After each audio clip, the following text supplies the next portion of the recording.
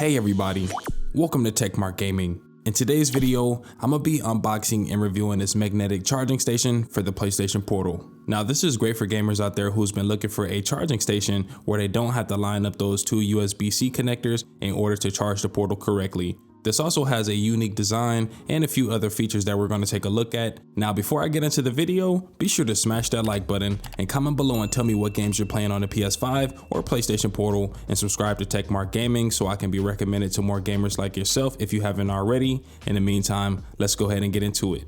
If you want to know what comes inside the box, then I got you. So I'm gonna turn this to the side and pull back this tape, and you can see that I can pull up the latch, which is going to expose all of the things inside the box. It comes with a user manual, so if you have any questions with how to use this or how to troubleshoot anything, this is the guide to go to. Some more things inside the box is a USB-C cable and a USB-C adapter.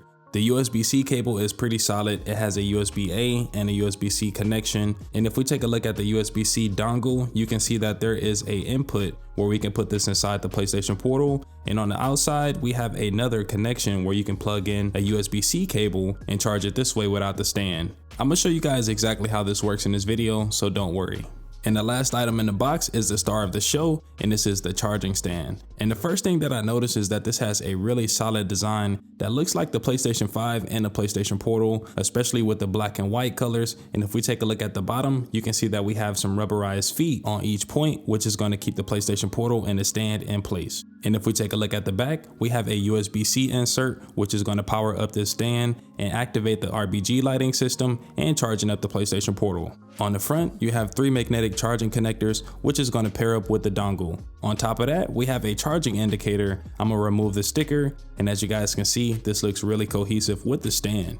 Now we're going to go through the setup process. I'm going to go ahead and get my USB-C cable that came with the stand and plug my A connector into my PS5's charging station, plug the C connector into the back of the stand, and as you guys can see, we now have power. I also forgot to mention that we have a RGB touch button, which is going to change the colors on the charging station. There's 9 different color effects. To change the colors, all you have to do is press the button at the top. And for the gamers out there who want to charge the Portal without the RGB system, just press and hold the button for 5 seconds and you should see the lights turn off.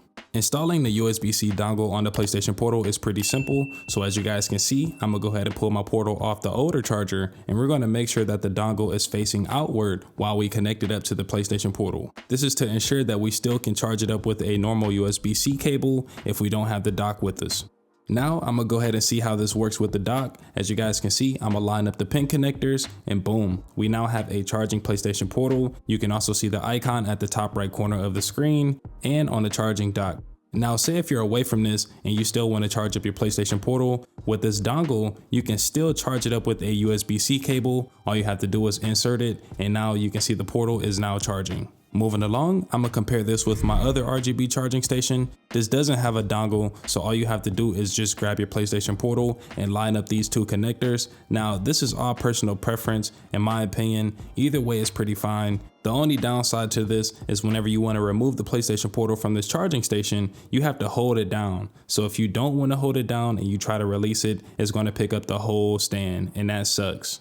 Now, if we compare it with the newer stand, you can go ahead and put that dongle inside of it, and then you're going to line up these pin connectors with the charging station and get to charging. And once you want to take it off, all you have to do is pick up the PlayStation Portal and get to gaming.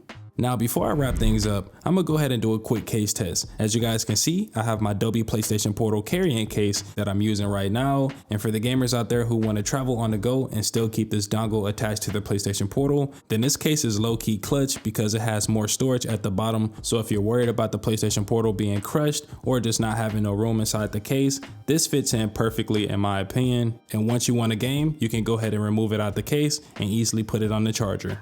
And if you have a Bluetooth transmitter like an AirFly Pro, you can still have the connector inside of the charging port and still charge it without any issues. If you're interested in this magnetic charging station, I'll go ahead and leave a link in the description. And if you found this video valuable, be sure to smash that like button and comment below and tell me what games you're playing on the PS5 or PlayStation Portal, and subscribe to TechMark Gaming so I can be recommended to more gamers like yourself if you haven't already. In the meantime, I'll see you guys in the next one. Take care.